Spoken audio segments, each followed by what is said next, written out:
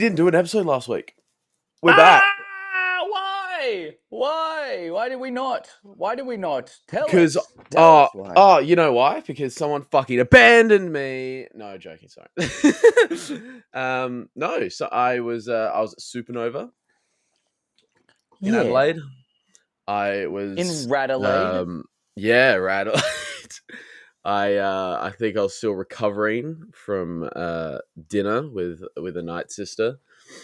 That's wild. Wild. Yeah, and so Monday we didn't do an episode. But dude, we're back. We're bigger than ever, and this is what we spoke about towards the end of last stream 2 weeks ago. Yeah, bro. Absolutely, dude. I mean, like we were prepping, getting ready for this beautiful stream. I was having to warm up to it. Like I really needed to take my time. Oh man. Oh dude, we've got some boys in the chat as well. Dude, and Obi Sean is watching from your channel. He's showing just how dedicated. No way, bro. Yeah. Mad love. Yeah. Mad love. Big up. Buck up, cousin. Dylan kind of betrayed Obi Sean. Obi Sean, welcome to the winning side, bro. Welcome to the winning side. But you know what? Actually, in this, there's no winning or losing. There's just successful people and not. You know, so like, bro, we're ready. Okay. You know, the thing is, Obi Sean, Jesse's got Titans on his side, man. He's got. He posted a video and did all that kind of stuff, and he had Star Wars 66 on his side. Man, you know that's like if we were in Lord of the Rings, and that's the whole army coming up at the top of the hill, giving Gondor aid. Man, we're fighting an uphill battle, but you know what? We're going to do it, and I believe in us because the truth prevails. The truth prevails, and I'm ready for it. Yes, and that truth is that the world between worlds belongs in Star Wars. End of live stream. End of live stream. That's it. That's it. We're not doing any more. That is it. That's it. So we'll give you guys just a little bit for the last. We'll let you roll in. Come in. Yeah. But we'll kind of we'll talk about today and what we want to do. First of all, guys, new background today. New background today for some good. How do you guys like it? Blore stayed up. This was a full working week. Blore stayed up 5 hours a day, 5 days a week, 8 hours a day, and created this masterpiece. Look at it. You've got the Jedi Temple on one side representing the good, the right side, and then you've got Vader's castle on the other side representing how corrupt Blore has become. You've got the red bleeding into me. You got the blue bleeding into Blore. And then you got a nice little lightsaber sort of just, separating us. All I'm going to say is good and evil. It really depends on what side you're on. And from my perspective, the Jedi are the evil ones. Blade of Marek? Blade of Marek is here. Hello there. Go. God, this is going to be a handsome video. This is a super handsome video already. Let's fucking go. Jesse's already just making me so excited. Yeah, no, but guys, look, today it's going to be a pretty interesting one actually. Like I really can't wait to have this fleshed out conversation. I mean, look, I understand that Jesse is the lore guy, so he's going to know so much more than me, and I'm going to get absolutely dunked on. But you know what? But your passion, you've got passion. My passion could potentially win here. And there is going to be a winner and a loser. And whoever it is has to shake their hand and send them heaps of feet photos. What? That's crazy. What? That's definitely not motivation for me to win. What? Feet photos for Star Wars? What? All right, guys. I mean, I'll accept it. Forward. Oh, look, Star Wars. No, there's no good or evil in Star Wars. The dude who played Yord. That was a generational media run last year. That was generational. Like when Anakin blew up the Death Star. That's like kind of evil. Oh, that poor guy. Oh. I feel so bad for him because, man, imagine the pressure. Like Yeah, lights, camera, action, and then you're sitting there with like a crew of 20 people exactly. staring at you, and then they're like, give us a Star Wars take. You know Yeah. what you're talking about, right? Yeah. But also, it's on the actors, man. Understand what the history of all the characters are. Like, it's not hard to Yeah. watch 6 movies. You don't even have to watch all of them. Just watch Yeah. 6 of them, and then you can go, all right, here you go. Like, I have like a vague idea of what's going on. I have a vague idea. Like, come on, man. It's not hard. So I think there's a little bit of onus on them. I mean, I don't think actors do enough work these days. I think a lot of actors these days, they just plug in. They go, oh, yeah, I'll read that script. Oh, yeah, okay, I guess the script can be okay, but what's it going to do for my reputation? And then they look at the reputation. They don't look at, like, what they can add to it. Whereas old school, man, you give me someone like Robin Williams, man, Robin Williams, my goat. He knows exactly what he's talking about. The goat. Yeah, but I don't want to. Maybe just quickly before we get into this, do you want to outline your opinion on the World Between Worlds, and I'll outline mine. Yes, so I'm on the good side. I'm on the right side. I think the world between I think the world between worlds belongs in Star Wars. I think obviously I'm a massive Filoni fan, but I think I'm still critical. I'm still critical at the same time. I think the world between worlds, it's not just some lawless place. It has a set of rules. Obviously, he hasn't divulged all those rules to us since it became a thing. You know, fuck it, almost 10 years ago now. Jesus. It has a set of rules that obviously he knows, the Lucasfilm creative team knows, and they will slowly roll out to us. Like, even just watching a short clip just then, so I had it really fresh in my brain, of him talking about it just after the Rebels episode came out. The rules he was sort of stating then have, became even more fleshed out in Ahsoka. And I think we're only going to learn more and more about it come Ahsoka season 2, because we're going to get some insane things in that. So I think, it's I think the common thing that a lot of people don't. Oh fuck yeah, Blade of Marix with me. That's all I need. Debate over. I think it's obviously just not the smallest place. It's not something Filoni's just going to plug in and play every time he wants to save Ahsoka or something. It's a real thing. It has genuine guidelines and rules, and it can only serve the galaxy for better or worse, depending on who uses it. But I like what you said there about the whole, like, how it's being fleshed out more and more, you know.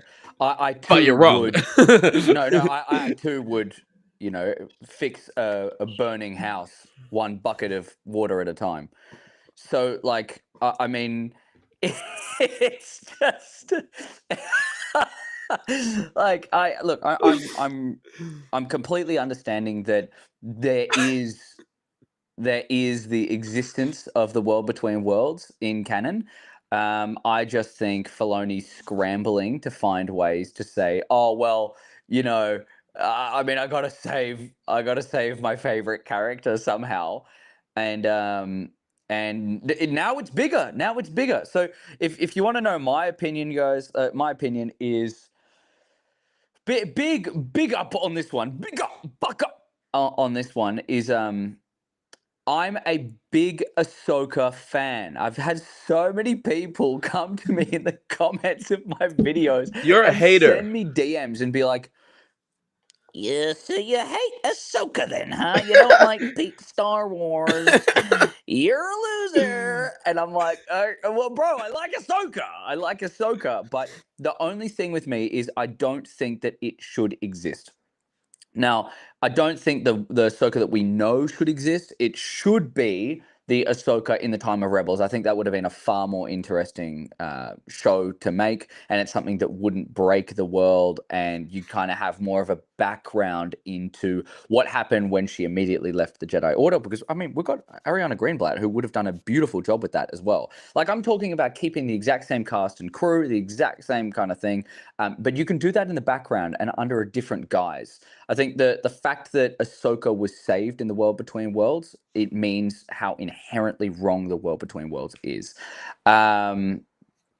It's kind of ridiculous. I think the World Between Worlds is a farce. It's created to save the characters and then completely not address it.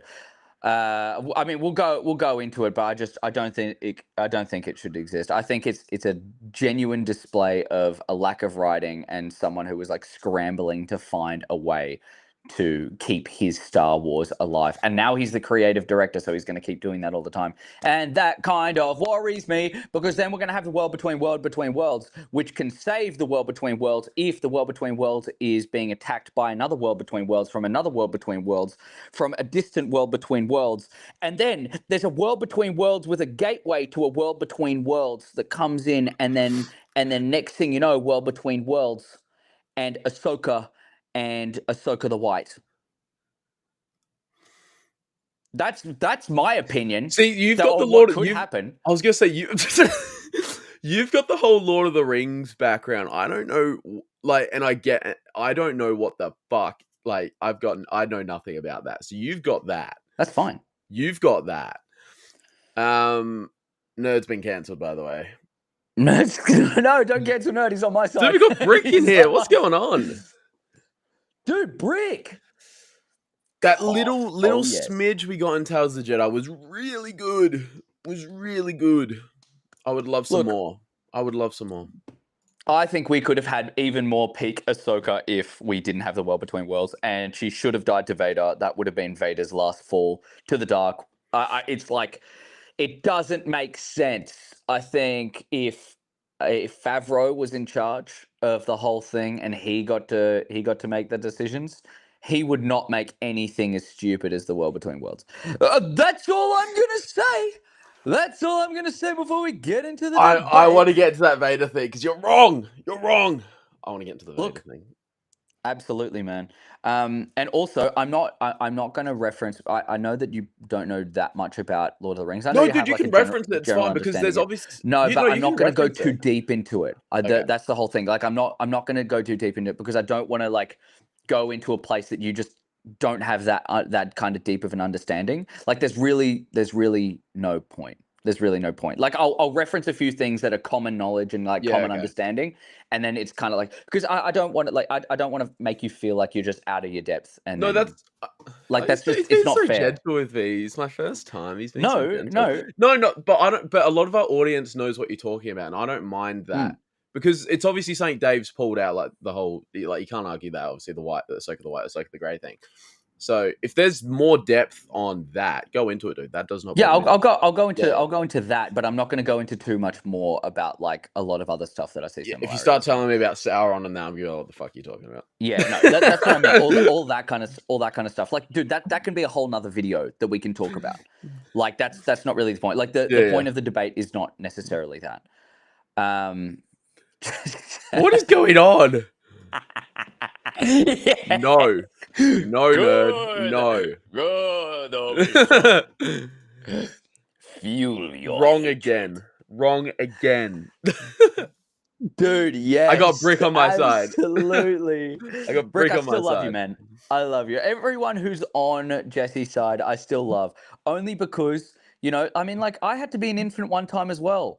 And I had to have a shared opinion with the vast majority of a shallow society that won't look deeper into the meaning of things. And you know, like, that was a call out. I actually love you all. I love you all. I respect everyone's opinion. That's the beautiful thing. What this debate's going to be is going to Bomba Clat. It's Willie D. It's Willie D. Willie D's in the house. Can everyone just admire this profile picture? It gets me every fucking time. Dude, his camera roll is full of all memes that have ever existed. Like, ever existed. That guy has just got meme after meme after meme. Amazing. Yeah, like, I'm not gonna just be a hater on the other side. The whole debate is so everyone has a better understanding of the situation. If George can kill his entire original character gallery, then Dave can too. Respect, bro. George knows how to complete a story, that there are arcs, and that not every character can live happily ever after. Like, we're all going to Valhalla if you die with your sword. You either come back on your shield or with it. All right, and I'm seeing Willie D. Bang! I'm seeing some massive love coming towards my side, which may mean that I'm I right. could potentially be a little right. If it's a shared opinion, then I guess I can't be too wrong. Unbelievable. Unbelievable. All right. So, I mean, I think we've had some good time. I think we've had We've some had good all right time. We've got some time. good people Yeah, in we've had all here. right time. We got some great people I think in the best people. here. Yeah, let's get into it. So, how do you want to structure this? Because I want you to start off. I know you're the law guy. I want you to have like every bit of. Oh, also, guys, I just minimized the chat, so anything that Jesse wants me to see, I'm just going to be there because I need to be able to focus. I need to be able We need to focus. But yeah, like I want you to start this off because you're the law guy. You're the one who has all of the parameters, so to speak. And I think what we do first is we talk about the parameters and we talk about why we think that they're wrong, and then we can work into more like in depth. Or why they're right. I like what you did there. We'll start with the basic one because I think a lot of people, and I don't know if you quite fall into this category or not, but a lot of people think it's just this lawless thing that Filoni's going to plug and play whenever he needs to save someone or do something or something like that. And it's just going to be this tool he's going to use, which is wrong. It's got rules, it's got guidelines. He hasn't told us what they are, but he doesn't have to. Not yet, anyway. He doesn't have to. Yeah, no. Like, don't give us a guideline as to how he saved characters from death. Yeah, no, definitely don't. Definitely. We saw it. We saw how it happened. We saw how it happened. No. Definitely. I'm not in that camp. I know there are Yes. rules, and I know it's not lawless. Like, I'm not coming at this from a whole like this is just plug and play, find a reason. I know he's got everything set, and there's a reason why they did it. Please continue. I just want to say, like, I'm definitely not a part of that. Like, I'm not supporting that. So I'll start with, so basically it isn't about time travel. So you can't just go in and time travel to random different places and things like that. It's just it's a place where everything comes together. You can hear different things echoing through time, but it's all fluid in that one time and place. It's not a material thing that's linear. Filoni even said actually in that Rebels interview, he's like, I don't even know if it's real. Which is good because I know he knew what he's doing, but he really I knew that would get you. I knew that would get you. But I love that he does it. He's done it a couple times where he leaves things open to interpretation. And even when I was talking to Charles Soule about it, because he did a thing in the Vader comics, which it wasn't the World Between Worlds, but it was almost like a dark side version of it. And he said the exact same thing. I think it's up to people's interpretation. But you can get, like, it's not hard. You can figure out what it is, if it's a real place, if it's not. Everything is occurring all the time. The more in tune with, you're more in tune with things that have happened to you. Like, you can hear other voices in that, but you don't really understand it. Like, when Ezra goes in, he can hear Obi-Wan's voice and Yoda's voice, but he doesn't, it's different things from different times. Like, he doesn't understand the context of what they're saying.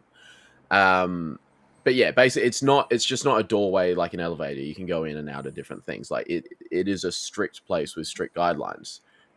Are we on the same page so far? Like, what, like, because there are obviously the rules that we know of the world, but what don't you like about that? Okay, I actually really like the idea of the world between worlds as something that is a space between time. It's kind of like a Force Ghost highway. You've got everyone that has ever existed and will exist at the same time, kind of like a physical, like there's no physical bodies. It is pure soul. It is pure existence. There is no light, there is no dark, there is just existence. And I really, really like that. I love that idea. I think that if that was kind of the personification of the Force, then dude, I think this debate will not exist. My issue. How the fuck are you saving people? How the fuck are you removing them from the world that they're in, that they were about to die in, and then taking them into this world without any understanding? And it's like the general parameters that I've seen and from interviews that I've seen are like, oh, it's not, I do agree, it's not like a timeless area. All time exists all in one place, and you can't time travel. But there are doors to key moments in the universe, like key points that would change the rest of the future. Something like, Anakin turning to the dark side obviously is going to be a window there, or all that kind of stuff. Like it's key moments. But the moment that they ripped someone out of their actual world and saved them is where I initially had the problem. Like that is the genesis of my problem. My understanding is that now there is no way we can understand who can go into it. No, there's no way anyone can understand who can go into it, why they can go into it, but we just know that it exists and there's some people. Now, we've seen Palpatine was able to look in it but not meddle it. So who the fuck do we choose? Just the people that are going to save the people that we care about? Like, it's at the same point, bro, all I'm going to do is Ahsoka season 2. Let me predict it with the same kind of parameters that the World Between Worlds is. Oh, Ahsoka's going to fall back into the World Between Worlds, completely save her because it saved her already from Vader and it saved her from Ray Stevenson. Or Baylan Skull. Saved her from Baylan, saved her from Vader. So I can just go back in time because there is 100% going to be a window to Mustafar on the greatest battle of all of Star Wars, Obi-Wan and Anakin. And what's to say that we don't have the ability to take Anakin out and not show him all of time, but show him windows in time of different things that he's done as Vader and allow him to make the decision to be better? Like, what's to say that we can't do that? Because no one can say that. Like, no one can say that there's any parameter that's going to mean that won't exist and that won't happen within the universe. Like, Filoni's whole thing is, oh, well, I haven't created it yet. And the rules don't exist. I don't even know if it's real. It's just a shit way to say I wrote something to save a character that I'd have no fucking idea of what I'm doing and how I'm doing it, and I'm brand new to writing, and I'm the king of animation and the king of understanding in Star Wars, but now I want to save my favorite characters and save the people that maybe my wife said that she's going to break up with me if she dies. So it's like, I mean, he's probably trying to chase tail. He's probably trying to make an impact into Star Wars. I think it's ego personified. There has to be an element of death in every hero story because death comes to all.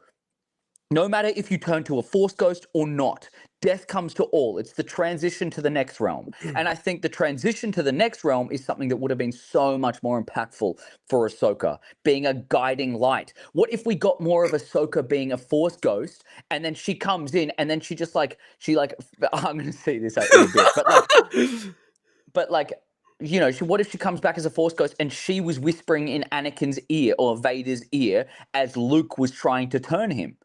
Then it adds so much more impact. The death of his Padawan was one of the reasons why he turned so deeply to the dark. Now he goes to this period of time where someone wants to save him because someone sees the good, someone believes in him for the first time in his whole existence. And you could have made it so much more impactful. Like, I don't think it was necessary to create a world where you don't understand what's going on, because then anything can exist.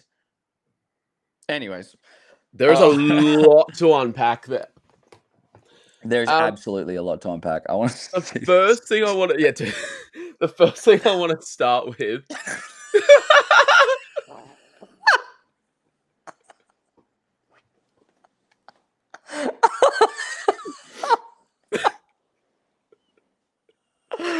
Oh man, we should absolutely invite people onto the stream though. I see Obi Sean's.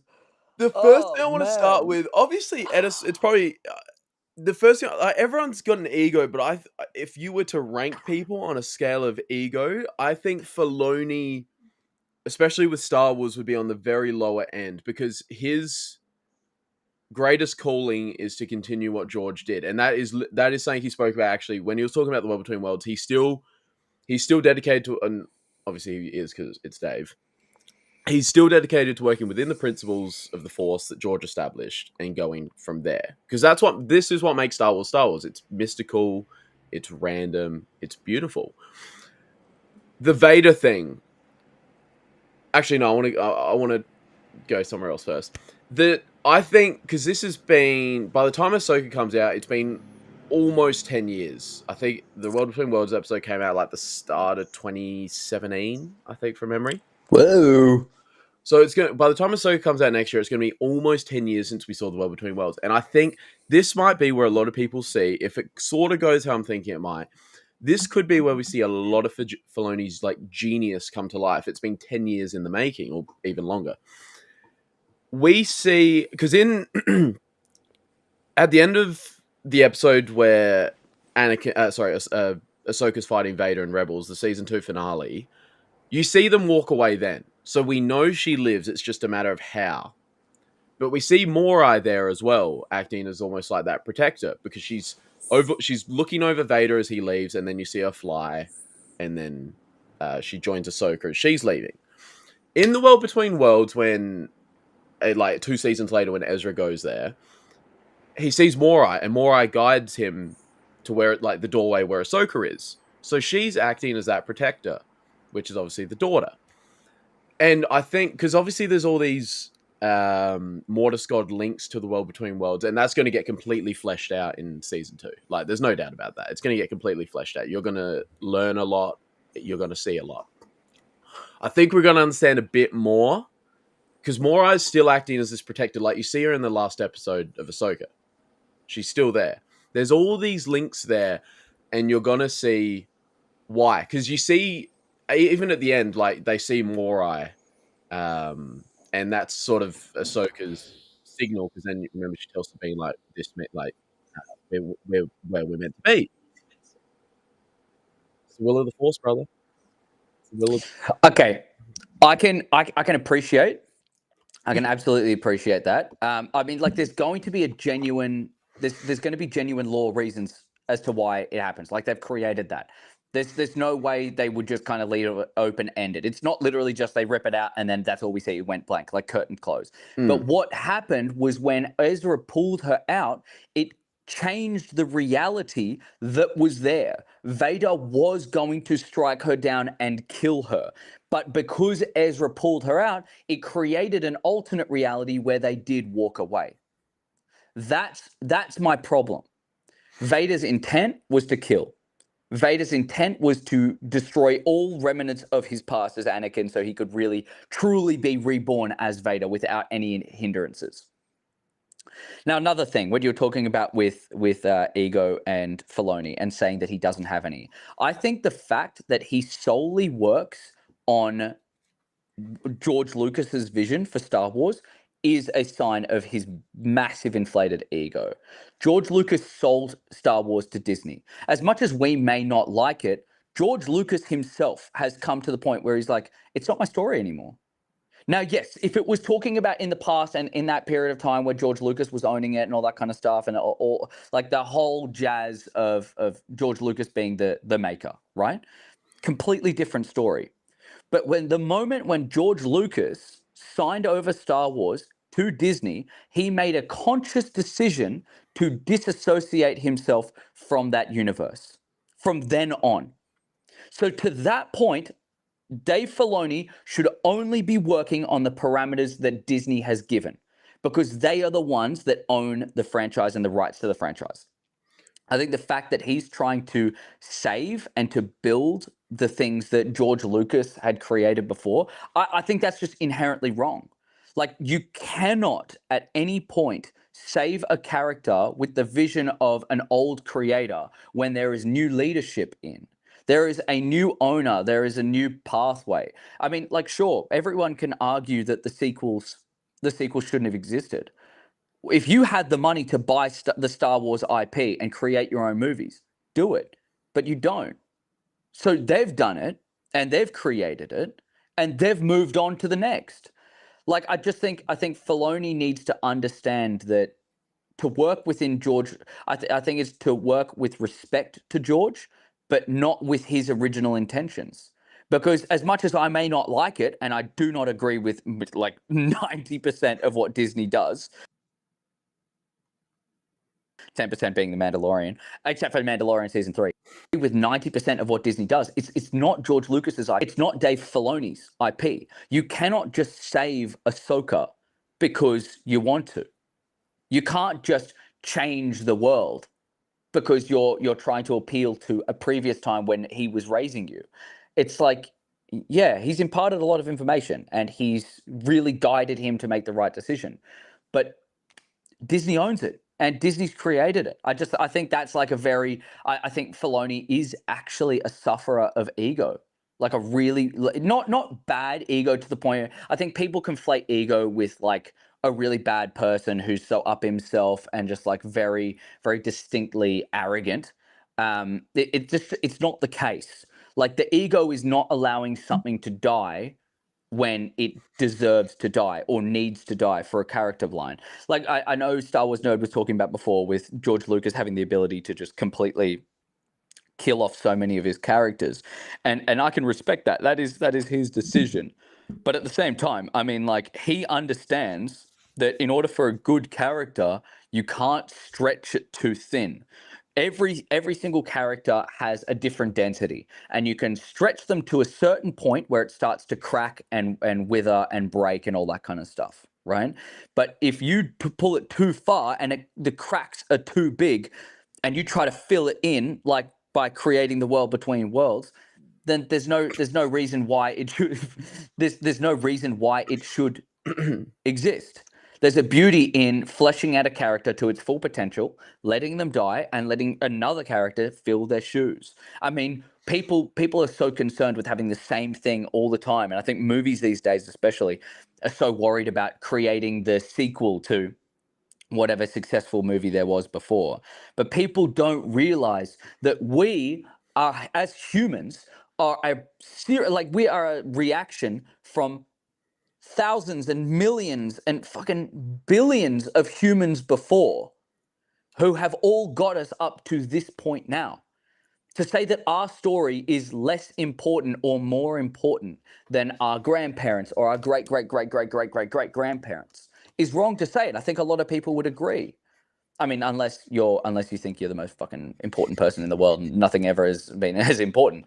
Like, it's wrong to not translate that same logic to cinema, because cinema is a reflection of life. It's a reflection of the human experience. I mean, I don't even want to get into the whole AI thing, but I think that's why AI is so wrong.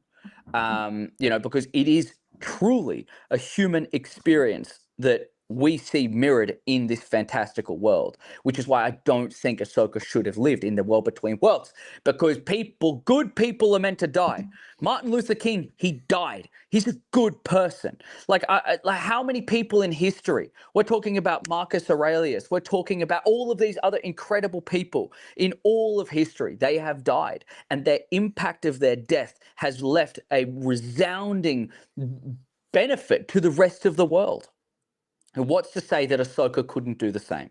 What's to say that Ahsoka's death by Vader and her transfer to the Force, I don't even care if it was some cliche thing like, oh, cut down Obi-Wan and then and then he disappears. And Ahsoka does the same thing. Like in Rebels and that last season when he strikes her down and she turns into a Force ghost there. I think that would be beautiful. As much as that's like cheesy and cliche and all that kind of shit. I mean, I think that is far better than creating Ahsoka the White later on in the future, who is still riddled by the same issues and problems with zero character development from any previous time. I mean, like, she couldn't even train Grogu. So what was the point if it took fucking years later for her to have that character development to get to the point where she could train someone like Grogu, which, I mean, she never could. What's the point of bringing her back if she can't even do something as simple as that? To see past the issue of Anakin and just go, oh, not everyone's going to be the same. Do you understand what I'm talking about? I am, but she, like, at the point where she said, like, I'm just making sure we're on the same page, because at the point where she told, like, Din Djarin that she can't train Grogu, she was still like Ahsoka the Grey and held back by those memories of Anakin. And then the character development happens where, she turns into Ahsoka the White. And then if she was presented with the opportunity again to train Grogu, she would at this point. I think with proper character development, she could have gotten to the point where she saw past the lies of what the Jedi were pumping into Anakin. Do you know what I'm talking about? Like, there is no way, if you had proper character development and the need for that character development, to say, oh well, like I see that this kid is completely torn, and he's had such a troubled past and such a troubled childhood, to get to the point now where we can train him, we can make him better. I see what they've done to Anakin. I'm not letting that happen again. I'm going into the next one. Do you know what I'm talking about? Yeah, no. I know what you're saying, but the character Like development this. still took place there. It was just after that. I know, but what I'm saying is, like, what's the point of bringing someone back and letting them exist for so long with no character development? Like he just brought her back to revive a character that was already. I mean, like in Rebels, if she died doing that, that would have been a noble cause. If she died while fighting Vader to let everyone else go, that's a noble cause, and that's like confronting your demons to the max and allowing as much change. Like that's the most Jedi. I mean, really, the most Jedi thing to do is to sacrifice yourself for the greater She's no good. Jedi though. I understand, but she lives within the Jedi morals. Otherwise, she would be doing dark side stuff. Like I know she doesn't have the title of Jedi, but everything she does is for the betterment. Which you can't say that when you're looking for the best in everything, that you're not good. That's why people can say like, oh, it being good is really dependent on where you look at it. Like, sure, what Palpatine did for the galaxy, but by providing care and like, I guess, military support for everyone galaxy wide, that is a good thing. But the way he did it and what happened Intent. afterwards is not good. So it's like, I guess it is very much on intention, and things can be displayed differently. But what I think is, like, when you have something like Ahsoka, and you have all of the goodness that she wanted to give, and by sacrificing that is the ultimate good, right? I mean, like Kanan Jarrus, we know he went down in history because he saved everyone, and he killed himself so that everyone else could live. Why couldn't Ahsoka have the same thing? Well, because Filoni wanted to save her. Filoni wanted to keep her alive because he wanted to see more of her, and he knew that he could, by creating something as ambiguous as this. Like there's no way that he would say, like, I think that whole, oh well, I don't know, we don't even know if it's real. There's no way that should ever exist. That is an inherent flaw to show that you do not know what you're talking about, and you are a terrible writer. Genuine terrible writer. I think, like, sacrifice. But like when you have someone like Tony Gilroy, who, sure, doesn't know that much about Star Wars, but created a beautiful story, and characters died and they lived, not really depending on his love for the series, but what needed to happen. I think that's brilliant writing. I've had a big belief in Filoni should not be the one in charge of, like, things creatively. I think that he should be the one supporting the person who's creative, like, who's the creative leader, because they can weed through the crap. He can't see the forest through the trees. He's so focused on every little individual thing because he's a fan. Now that's not saying that I could do it better. There's no way I could do it better. I could not be someone who has, like, actually created peak Star Wars. I'm a fan, and I'd want to see my story come out just like he's seeing his story come out.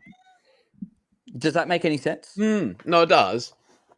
I wanted to touch back on the Filoni thing because, like, obviously your take on it with the ego and continuing George's thing, but he's got to uphold what George began, like his rules and all that. Like, if you lose what George established there with rules in regards to what can and can't happen, you, like, that is Star Wars right there. You lose Star Wars as a whole. So Dave has that responsibility because he's the one that learned from George to uphold those rules. Like, it's all well and good to say, like, oh, Disney bought it, but you can't change what makes Star Wars Star Wars. Like, there is still a core to Star Wars there where if you go away from it, you got fucking Star Trek then. Like, yeah, I agree. Yeah. I agree. Yeah. I do agree. I'm not saying that he should change George Lucas's vision. I'm saying that his adherence to that vision, with a complete disregard of what Disney wants to do, is where the flaw lies. But if Like, as I was gonna say, but like, if Disney didn't want to do it, they just wouldn't make it, would they? Like it'd just be a well, Ben Solo I thing. think he's just trusting. Like Disney don't know what the fuck they're doing. I mean, we all know they don't know what the fuck they're doing. But like, I think to have someone who goes, oh, the old regime is far superior than the new regime without giving them proper guidance, I think that's just wrong.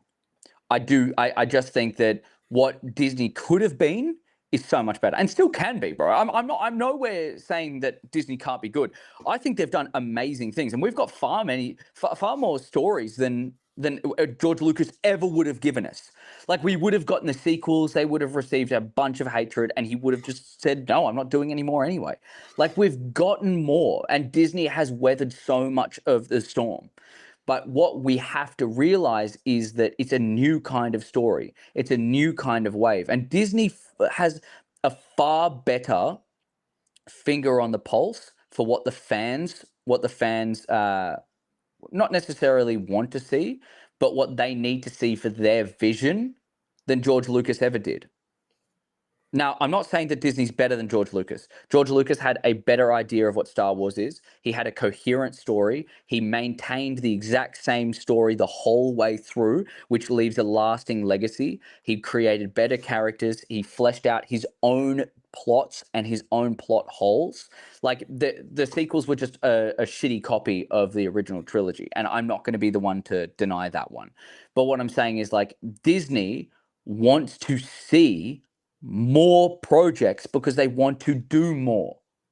George Lucas never wanted to do that because he adhered to his own vision. They have a far better finger on the pulse when it comes to creating compared to George. Now, George Lucas creates better. I want to preface that one. He creates better and he does better because he understands it more. Not just understands Star Wars, but he understands the story better.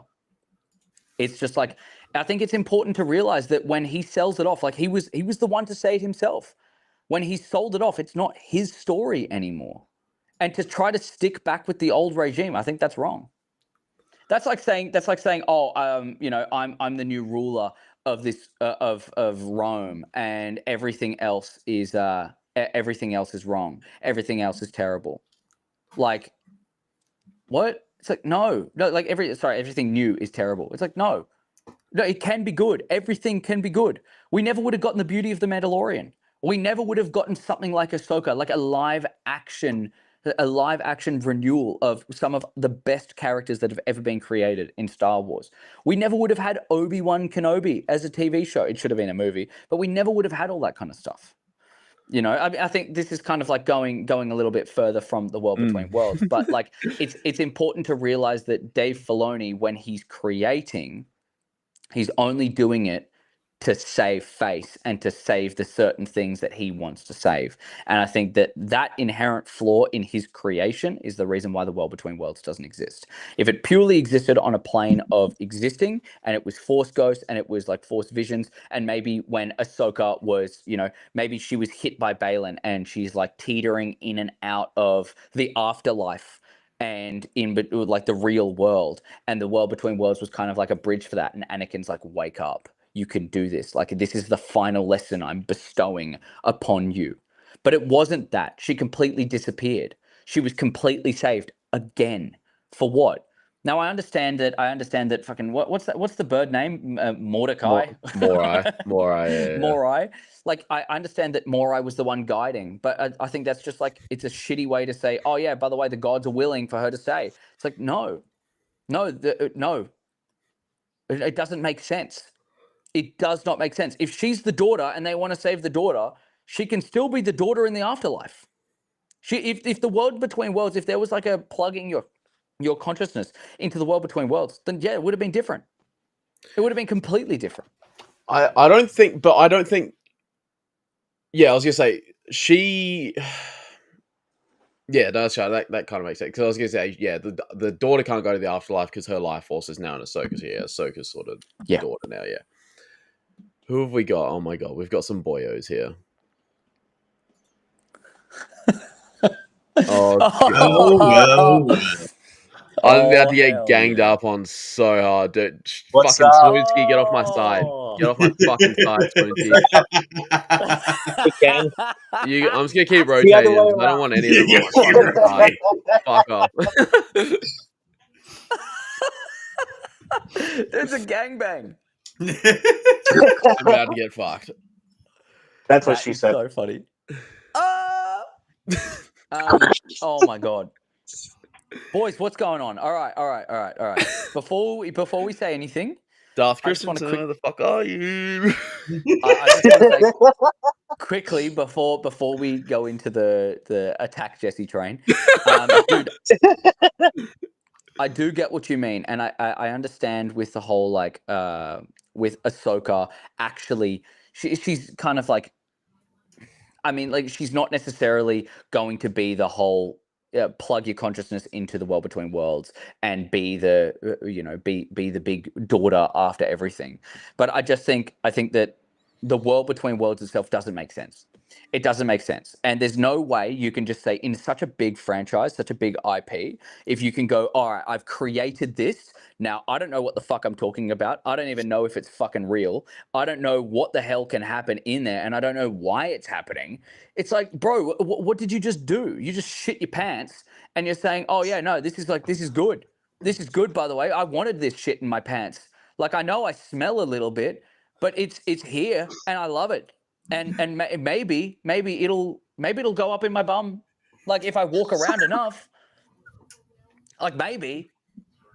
But Your like, analogies kill me every fucking time, Lord. Like, so How do you come up with Filoni, this stuff? obviously Filoni said, like this is like this interview was done like years ago, by the way. This is after the Rebels episode came out. When he said like, Yes. I don't know if it's real or not. He fucking knows. He's just not going to tell us.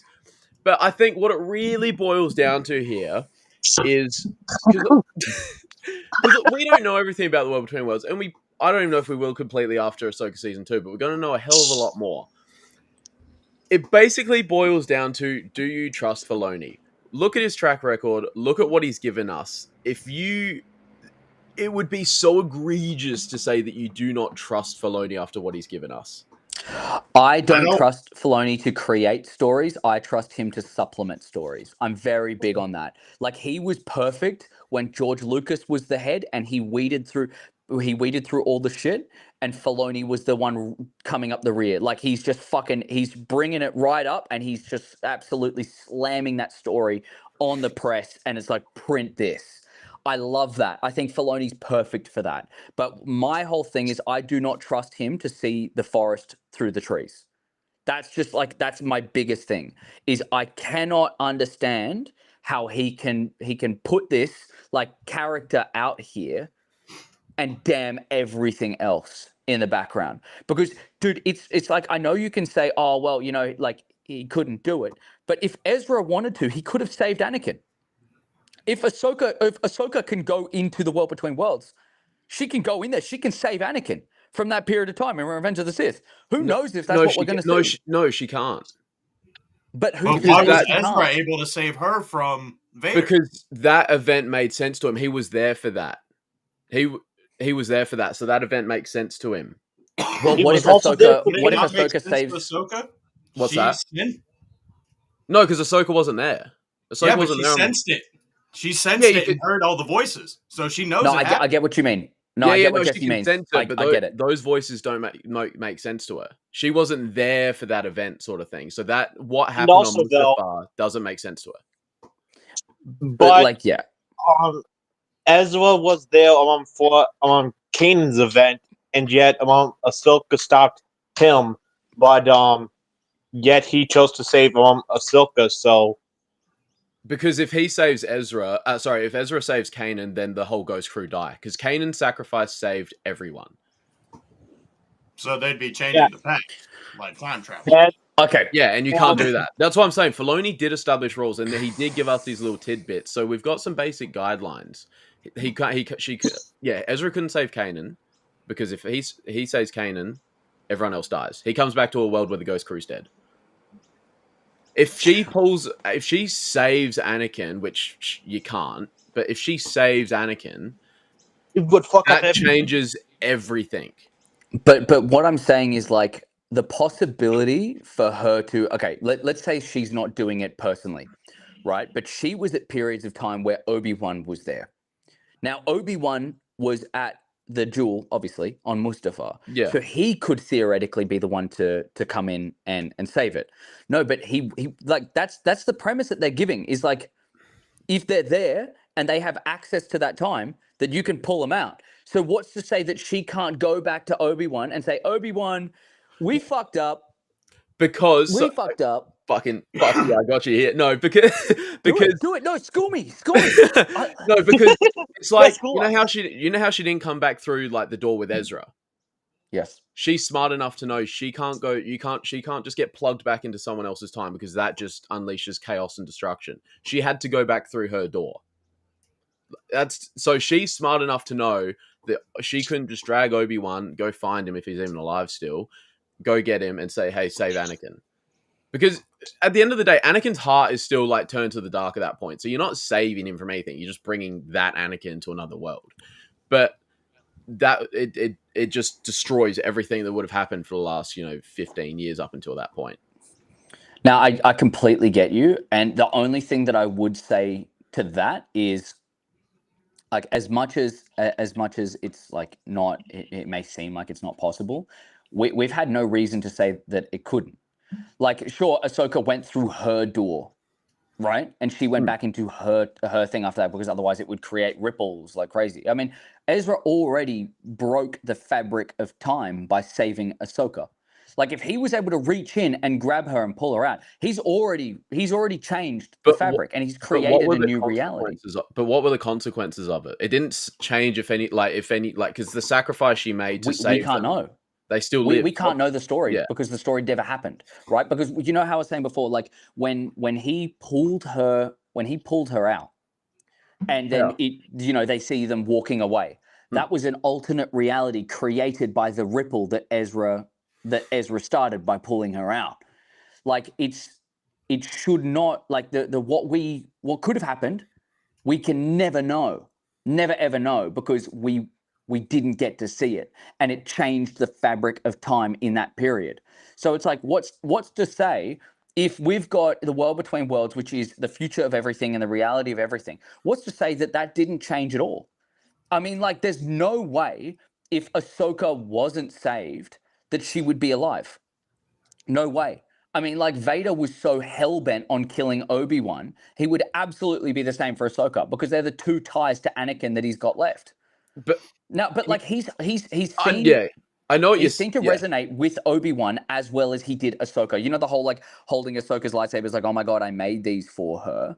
You know, like, and I could have done more. When he's Vader at the end of Clone Wars, like the most beautiful shot. That was like such a brilliant last episode, which is why I think Dave Filoni, I absolutely just quickly on real Ben Maynard's like just his thing there. I love Ben. Like I think yes, sure, I absolutely trust Filoni to create it. Like, but what I'm saying is that he's nowhere near as good as George Lucas could be as the main guy. Like he needs to be supplementing all of it.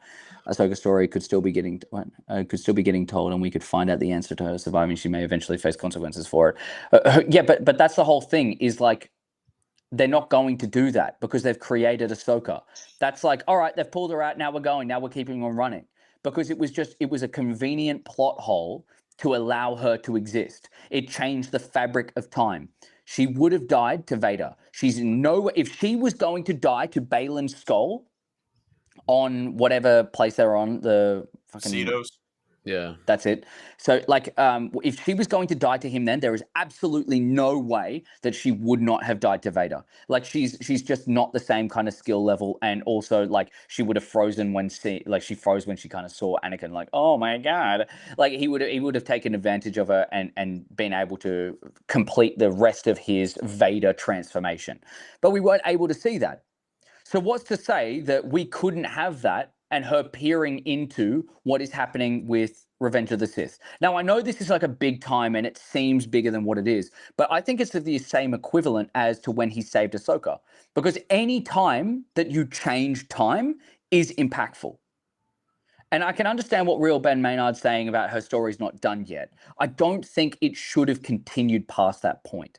That's my whole thing. And I love Ahsoka. I've been a big fan of Ahsoka, and the show was absolutely amazing. I loved it. I thought it was so much fun. It was like so good to have like good Star Wars and classic Star Wars back, like original. You know, you've got all of the cheese and the themes. It's awesome, but I don't think it should have existed the way it did.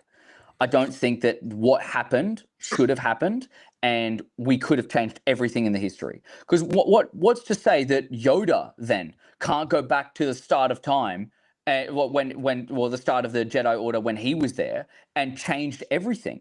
Because Changed hey, those are the go rules. on. You can't do that. You can't change what's Ezra already did. happened. But Ezra did. That's the whole point. But we see them walk away. It's not like he did kill Ahsoka and he went back and pulled her out. There was never a point in time where he actually did kill Ahsoka. But here's the thing, though: we do not know that, though. Because at the end of Rebels season 2, she could have been walking away, or she could have been falling to her knees, because she was killed. Nobody knew then. But at the end of season 2, we see her walk away, though. Walking away with No, Ezra. I see Jesse. I see what Jesse's saying. Yeah, because we see more. You know how we see like Mora fly, like you see Mora overlooking Vader as he walks out one way, and then Mora flies and then goes like Ahsoka's way. That's at the end of season 2. So you knew she survived. It was just a matter of finding out how she survived. I'm in full agreement with Jesse there. I mean, like I completely understand what he's talking about. But what I'm saying is that the simple act of saving her created that reality. That's what I'm trying to say. I completely understand you, and yes, she did survive because that was the reality that they created. Like, it's kind of the way I'm looking at it is the same kind of way that did you ever watch Loki, the Marvel show? Yes, I did. Yes, I did. 2 episodes, but I know the premise. I loved it. Like, keep going. Yeah, the quantum realm and all that kind of stuff, and you have the branches of time. You have like the general timeline, and then if you can change things in little branches, but then if you do to a certain point, they'll die off, and then if you affect the main timeline, it will die off and it'll explode, and it'll get to a certain point where it's like shit, right? Yeah. That's the kind of premise that I'm working with. Because it's like this. It's pretty similar IPs. I mean, it's Disney run by the same Disney creatives, all that kind of stuff. You know what I mean? Like, executives. Like they've got their heads of creation, but they've still got the same executives at the top. So I'm putting a blanket thing that's their general understanding of if you fuck with time will fuck up later on. Now it won't necessarily mean that it's bad. I don't think that it's bad that it created a new world. I mean, like, we saw the world, and the world that it has created has allowed for so many different shows and all that kind of stuff. But I truly do think that it should not have existed because it should not have had that change in the first place. I think probably we would have ended up around the same point of like, I mean, we would have ended up like Vader being saved by Luke and all that kind of stuff. So I think like from the death of Vader onwards, it would have been the exact same thing. But up until that point, it was very different because of a very specific rule that Ahsoka inevitably changed by being saved. So if we go down that line of thinking, if she, or say she dies, what are the consequences that happen out of her dying that don't happen? Like, take the Ahsoka show and that out of it, just in that moment and like the next up until like Vader's saved. What do you think are the consequences, or what changes to what we see if she dies? I think the story exists. Just really quickly. I think the story exists of Peridia, of Thrawn, and all that kind of stuff. But when dark rises, light rises to match it. I think that more characters should have had a bigger go. I think that would have been the perfect implication of Cal Kestis coming into the Star Wars universe, like live action Star Wars universe. He's he's a far better choice to fight someone like Thrawn. Like it didn't really matter that it was Ahsoka because Ahsoka couldn't do shit, and the fight sequences were in Ahsoka. Not gonna lie, I mean, like that final fight with Another thing we agree on more. yeah, like it was pretty cuckapoopy. So like there was a reason why he wasn't really afraid of Ahsoka. It could have been the exact same thing with someone like with someone like Cal Kestis. I think that's really one of the only things that changed. Like you've got Ahsoka who dies, so Vader is the exact same kind of evil, but he's disassociated with the good now. Like he truly does become the Vader from the original trilogy. Someone who has like I'd probably say the Vader of A New Hope and Empire Strikes Back, of like there's no good. There is no good at all until he starts seeing the hope of Luke. Right? That's the only thing. Everyone's like, this is a cold-hearted killer. He's disassociated from everything that was good about him, Anakin. Everything being good about him. And now Luke can start from the foundations, because it was the foundations that Luke built on, of just, I know you don't want to do this. It's a primal urge. It wasn't necessarily like, if Luke was going, hey, you remember your Padawan? You remember your Padawan? Hey, you remember Obi-Wan? He wasn't building on any of that. It wasn't building on the history that Anakin had. He built on the foundations of Vader. And Vader needed to completely remove himself from Anakin in order for that to be as impactful as what it was. I think it actually muddles the story of Luke Skywalker just that little bit, because it means that like he wasn't piggybacking he was piggybacking more on the success of other characters like Ahsoka confronting Vader and making him see what he is doing may be wrong. Now, it didn't actually change him, sure, but it created the spark. It was like a little ember that Luke just had to fan to make bigger. Whereas I think Luke actually created the ember and fanned it himself. Does that make any? I know you look a little frustrated right now, but does that make any sense? No. Yeah, no. I just disagree with. There was always a bit of Anakin and Vader. And I think that's the whole point of Obi-Wan and Rebels, where you see Obi-Wan can get through to him a little bit, Ahsoka can get through to him a little bit. But no, you're right. Luke did create that ember. But there was always that bit of Anakin. He just needed the right person to see through him and show him that compassion and that love. And it wasn't going to be Ahsoka, and it wasn't going to be Obi-Wan. It was always going to be Luke. I'm talking about more from like a child perspective. Like, and Ahsoka really kind of worked out to be Anakin's child. Like, it seemed like it was his daughter, someone who he cared for like his daughter, not really a sister. I always thought it was more of a sibling.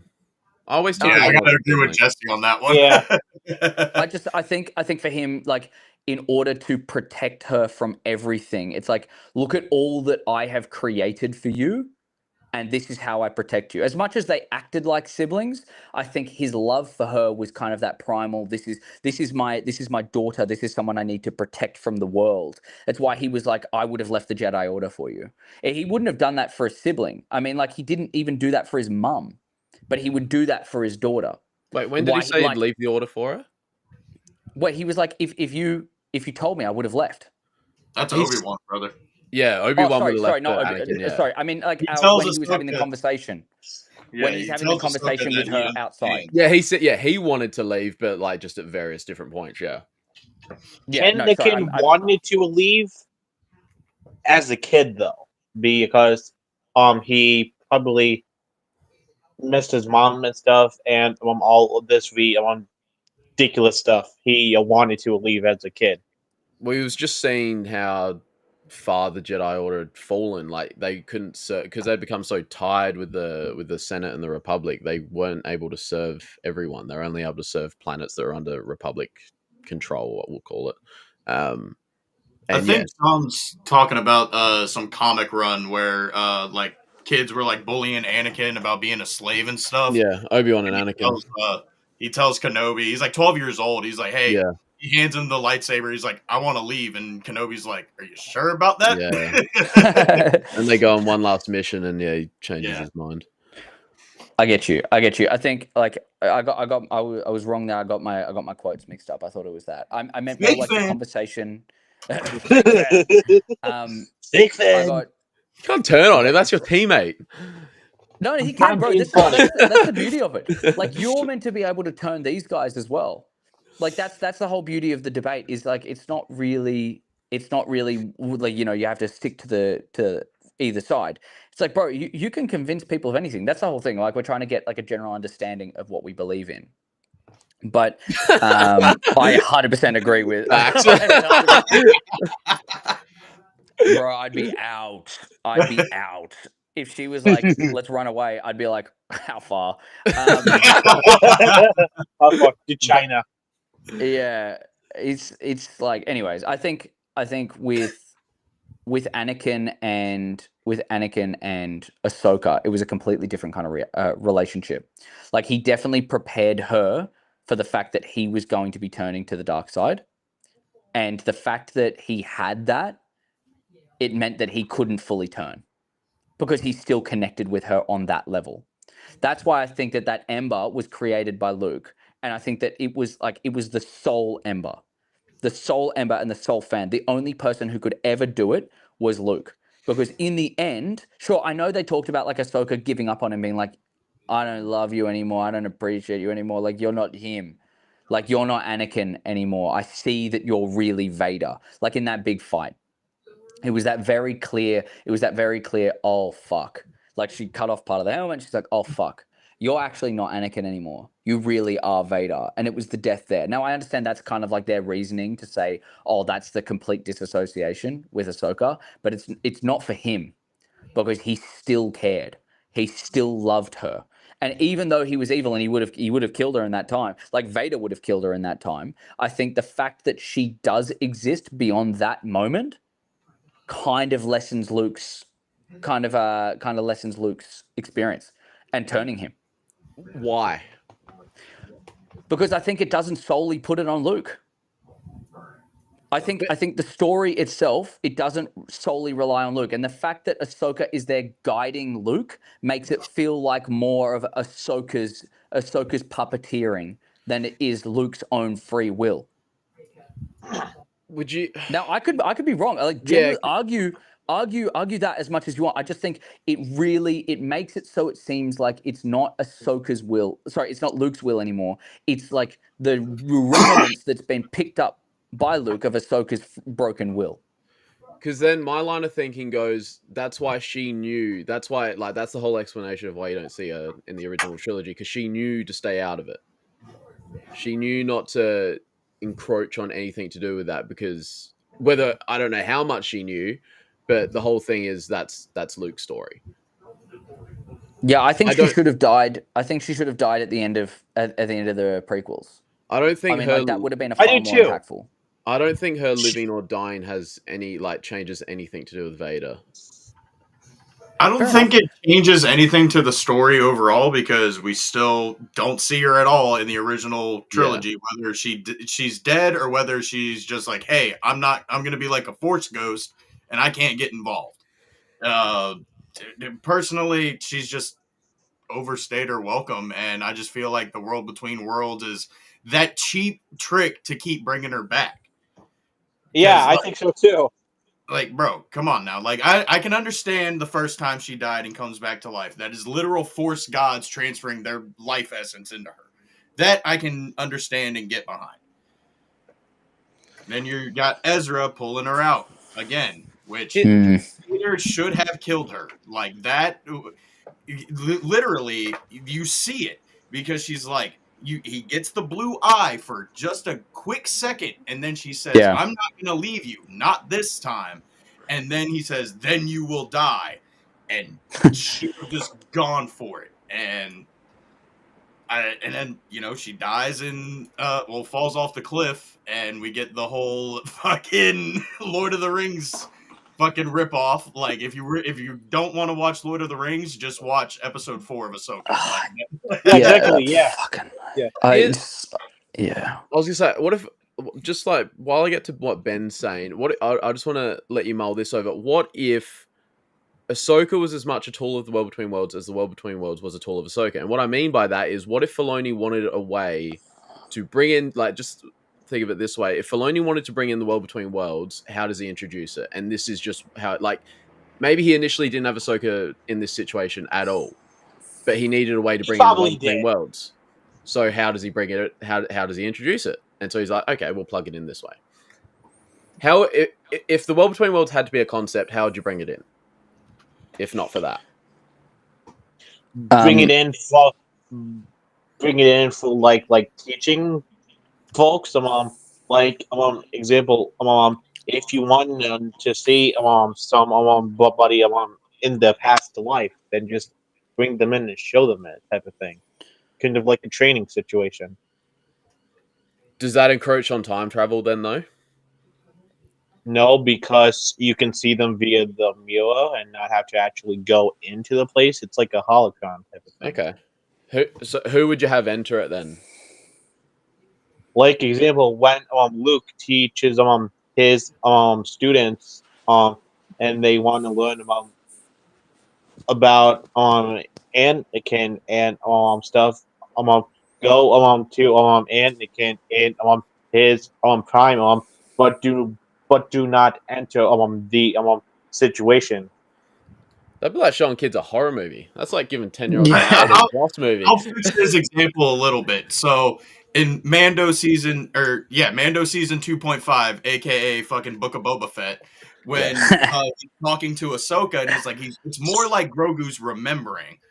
He probably could have used the World Between Worlds to just show him like not have him enter it, but I don't know. I think what John should have said is he should have shown Grogu like the teachings or like his time at the temple like prior to Order 66. Obviously. That's kind of what I meant. Yes. Yeah, that's kind of what I meant. I get you. I just said it wrong. I get you. I think that Yeah. just muddles it. I think that muddles it that, itself. yeah, because that would it'd be really interesting if they did try that, how they'd go about it with like the rules that Filoni's established. Because obviously, Luke would have to be the one that enters, because Grogu obviously at this point in time isn't very well trained with the Force. Yeah, no. So if Luke's the one entering, he wouldn't really be able to access that, because none of that, like, he's not even born for that. Like, none of that makes sense to him. So it'd have to be a Grogu thing, and that, I think that'd really muddle with the rules that. Yeah. If I was, rules are meant to be broken. I noticed this in the latest. I noticed this shit in the latest Sessions on Dagobah podcast because we rewatched the Mortis arc, and when Anakin goes to see the father for the first time, that whole fucking temple thing looks like the World Between Worlds. It's it's all very similar. They could have easily introduced it then, and I like that it exists in the real galaxy. What? I like that it exists in the real galaxy. I think that would have completely fucked up the world. That would also just connect it to Mortis more, because now it feels like if they just throw in the Mortis gods, it's gonna be like, okay, well, how the fuck are you guys connected to this now? Like, I understand it's cosmic force, and I want them to explore more into the cosmic force. We're gonna get it, dude. I promise. When you start getting into that, and I don't know. I just need some more concrete explanations. I'm tired of it's all open to interpretation. We'll get it. I think Ahsoka Season 2 is going to solve a lot of these issues you guys have, because I think it's going to flesh it out a shit ton more. Yeah, but it should have been fleshed out initially. And I'm still it's never going to flesh out enough for me to accept that Ahsoka should have been able to be pulled out.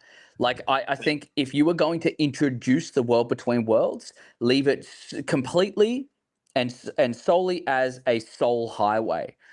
We are seeing what it's like to be a Force ghost. You know how they say, how Qui-Gon was saying, I learned more about, because he was just a voice, and then later on in Obi-Wan when he came back, and he's a body. And that didn't really make sense. That never makes sense. Yeah, that wasn't Jordan's whole thing. It can make sense.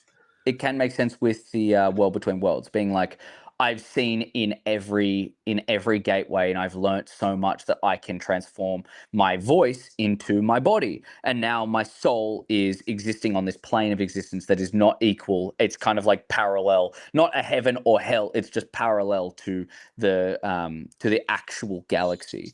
If you had the World Between Worlds as purely something that you could not meddle with, it is just all time and all big events and even minor events. It's not time travel, but it is something for the dead to be able to see through life and guide through life as a Force ghost. It's like, how did Obi-Wan know to come to Luke as a Force ghost and be like, Luke, use the Force? Well, because of the world between worlds, he was able to peer in through that gateway and speak to him while he's in the X-Wing. Something like that would make so much more sense. But the fact that, that's why I like the idea of the world between worlds, but not as something that is a physical thing, that you are physically able to be in there. Like, it should simulate the real world at the same time. Like, Anakin can show what it was like in the Clone Wars and show through, like, physical memories. It can just, it kind of like the what's it called? Not the dome. Whoa, closet! How you doing, brother? It's, I can't remember what it is. It's like where they film a bunch of their stuff. It's got LED panels. It's like the dome, the volume. That's it. Kind of like transporting them into a volume where they just go like, and here, look, this is the Clone Wars. This is everything. I like that, but it's not for the living. It's only for the dead or people who are in kind of like that halfway zone. Like, you know how people say when they die for that brief period of time, they see the light? Well, what the light could be in Star Wars is the world between worlds. When they die, they go, where the hell am I? And you can feel them being pulled back to reality, but then they go, oh my God. And you see every Force ghost and you feel every single person that has been impactful in your life up until that point. And you go, oh my God, it exists. Like, there is a plane of existence beyond this. And that's why the Jedi are so comfortable, because they can exist in this other world, why they're so comfortable with death and so comfortable with loss, and why they don't have that fear of attachment is because they can see that in the future they will be with them again, so that they can make the most of this world and be the best that they possibly can. Like, that would make so much more sense. Maybe Filoni take fucking note. But I just I think if you start to be able to physically pull someone from a reality and create a new one, thumbs down. Yeah, it's just not my thing. That's my only contention. I love the idea of it. I love that it exists. I love that it's kind of like not a physical gateway from Mortis. I like that Mortis is a part of the physical world, but I think that I love that it resembles that, because Mortis really is the Force. Like, it's everything to do with it, and I just like such a beautiful way to create more life in the Star Wars galaxy. But what they did, well, what Filoni did by bringing Ahsoka back in it, inherently ruined the idea of the world between worlds. That Ezra was able to go into it ruined the world between worlds. It should have been that we could get another perspective of those who have died into the galaxy that we're living in, and how they can communicate, being like, oh, well, this is how a Force ghost can kind of not pluck the strings and to add more in and around, but they can bend it and move it and keep the same shape, but just like adjust it so that it works better. And if you have more people on your side, the better your life would be. It would kind of explain plot armor and everything the whole way through. Like, the spiritual understanding of every one of your ancestors is behind you and supporting your every journey, kind of like the Avatar, right? You can tap into the Avatar state and all that kind of shit. But like with that, the previous avatars, the previous people can guide your future to make sure that you can live as long as possible and fulfill your destiny, which their destiny might be so simple, like, oh, fucking there's a cup of poison and one of the waiters takes it away, and that saves a whole generation of people. It's something so simple as that. That's literally it, though. Like, it's the meddlings of the people from another world into the real world, kind of like a heaven and hell combined. I was gonna say, you sort of touched on it there, but there's a book called The Secret to the Sith, and Palpatine talks about it, and yeah, he basically describes it as a conduit between the living and the dead. But where's Ben? He sent a lot. So his thoughts on the world between worlds. I just don't think it's straight up time travel, which is true. Filoni said that. More than just a story that was going to happen anyways, and they just introduced it as kind of a new reality.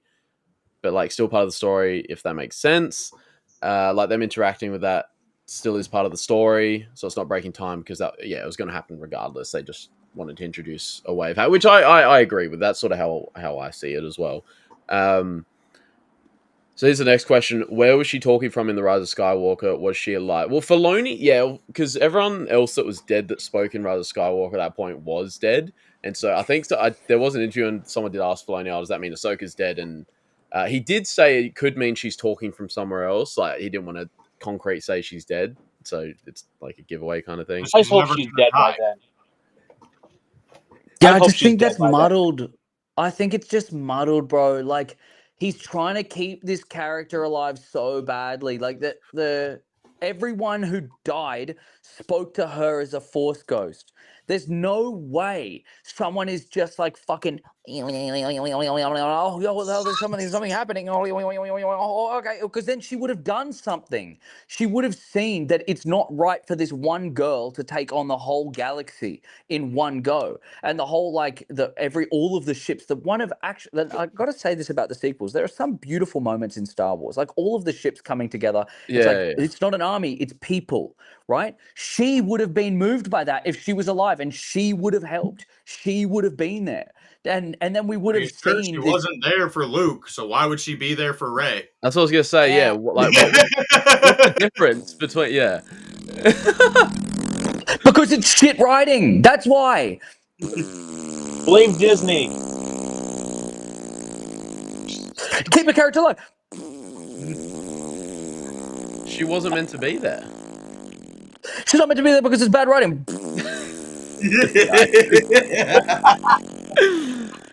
World between worlds equals purgatory. I love that. It's not bad. I love that. Closet always coming out with some beautiful ideas. This is what I was thinking. I was like, if she is alive, that's the perfect explanation because she's in this other galaxy. Maybe she gets stuck there. I don't think she does get stuck there, but she might return there later. I just think, look, she didn't help Luke because she's a cunt. She didn't help Rey because she's a cunt. And if she was dead, she wouldn't be a cunt. Fuck. It's just like, Boba Fett is that's the greatest analogy ever. Boba Fett though is the real freaking cunt though. In the book of Boba Fett, he's a pussy. Ben, that is fucking good, bro. That's the so greatest good. analogy ever, Ben. That is the best. That is the best. That is like MVP of this whole thing. That is so funny. That is because I just got that image in my head. That is fucking funny. Ben, hats off to you, buddy. No, but I think the fact that she didn't help Luke.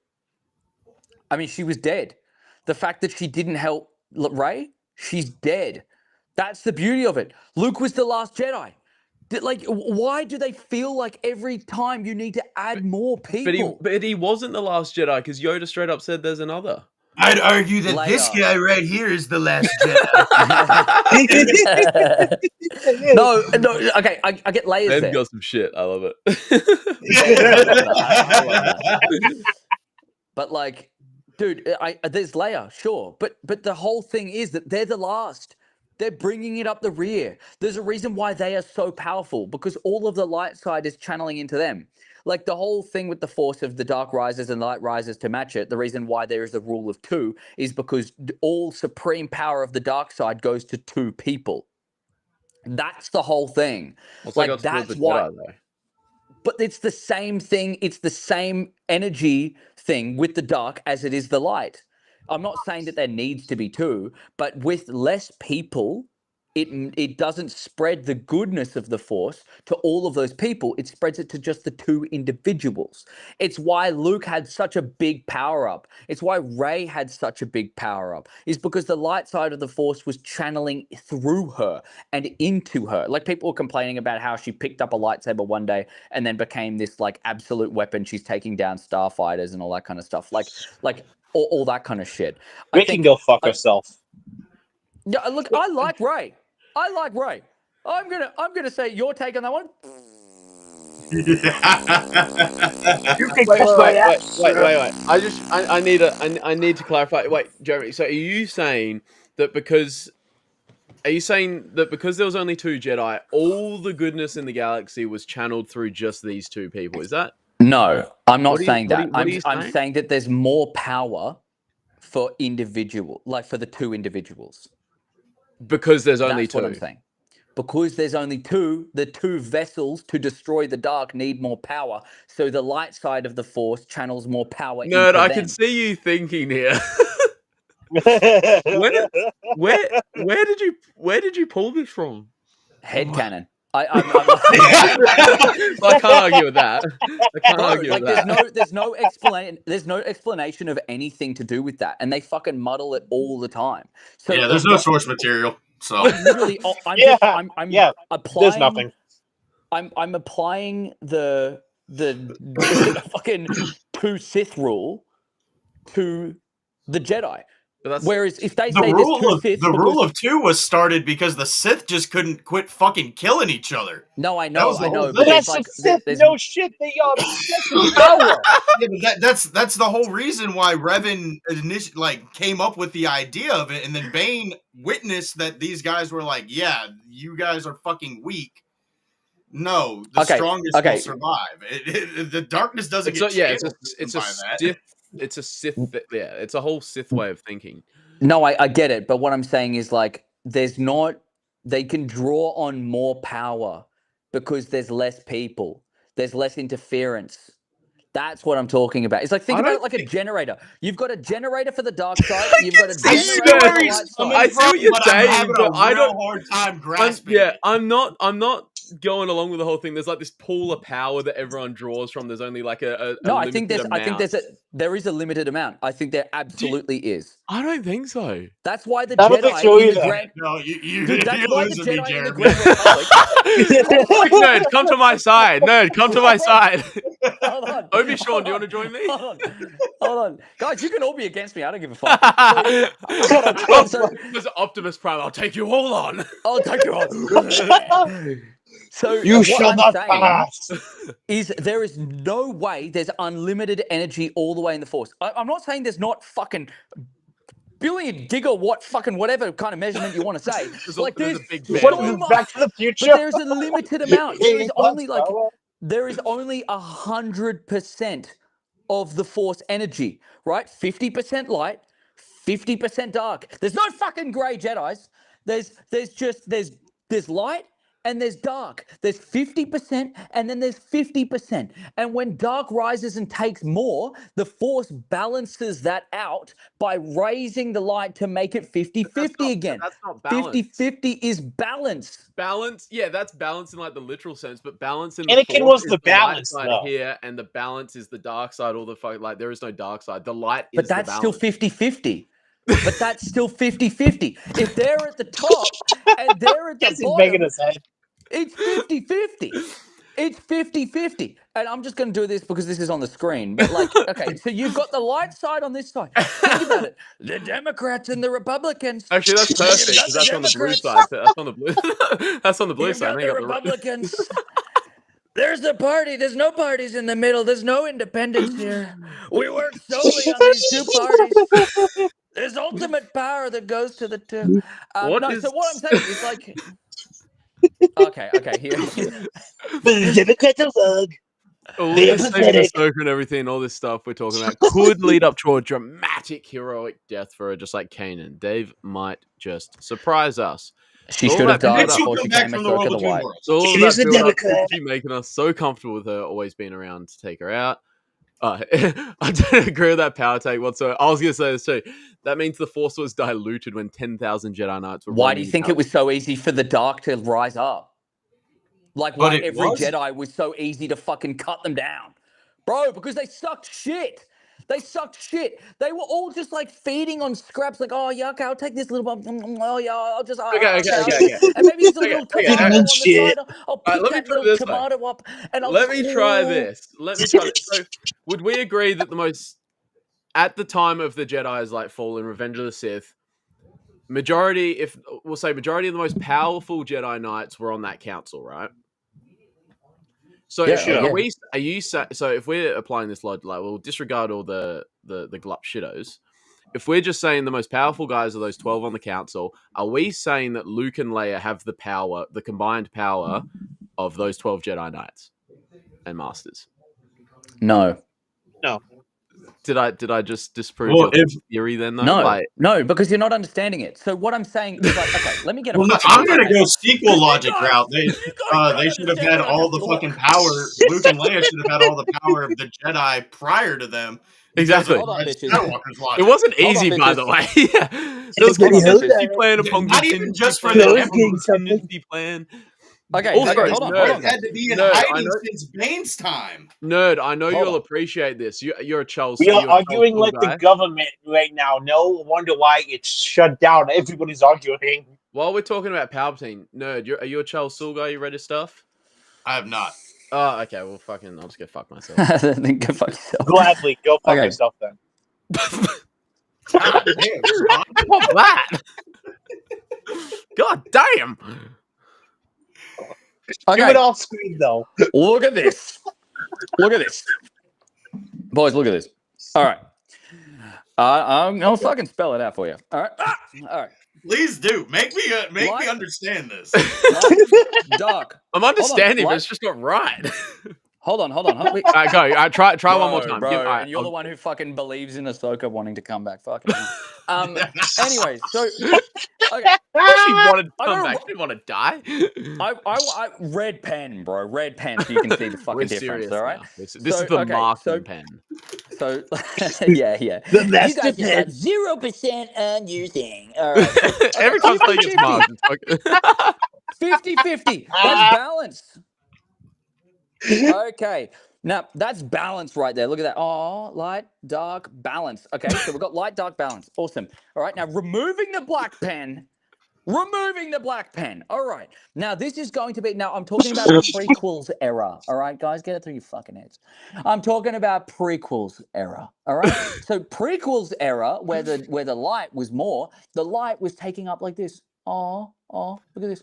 What the fuck? But it's already wrong in Star Wars terms because balance is light all the way that way. That is the balance. I love you. Keep going. I would argue that actual balance is Bogan and Ashla. Actual balance Bogan and Ashla. Kamala. Bogan and You're Ashla. sounding like a Kamala guy.